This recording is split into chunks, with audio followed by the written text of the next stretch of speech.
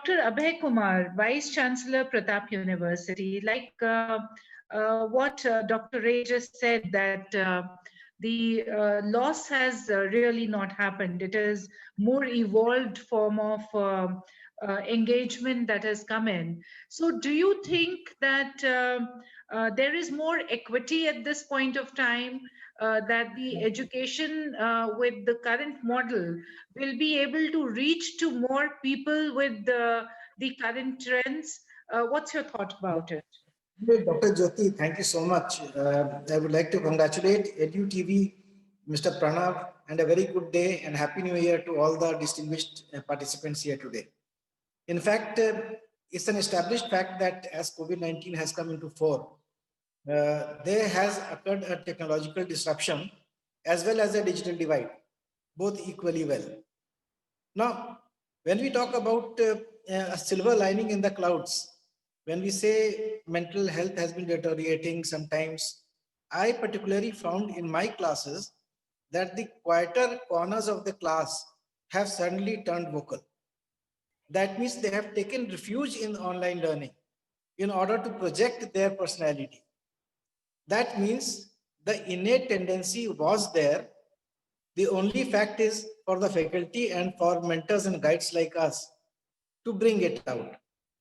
Now, when we talk about, say, Kumar Shekhar Vijayanji, I honor him as my mentor. He talked about a limited shelf life of skills. In fact, I ratify the fact saying that earlier what used to happen was that right from school level, a student would come to the higher educational institutions, then climb the corporate ladder on the basis of a skill set acquired in the higher educational institution. That corporate ladder has suddenly turned into a corporate maze where differentiated skill sets have to be acquired from time to time. And updation and upgradation of those skills have to be continuous as a process. Because once you grow in seniority, you have to supervise not only the students with the same skill sets, but with different ones. So the upgradation would be for self also. So the self-learning part, the learning, unlearning, or the relearning part would also be very important for all the faculty members. The pedagogical changes that have occurred once online teaching has come into fore is also to be taken into account. There are so many changes that have come so suddenly for all the faculty members, the very senior professors who are supposed to be very good in their trade. They also have to adapt to the changes. They also have to upgrade and update themselves according to the online teaching methodology, whether it was synchronous or asynchronous, doesn't matter.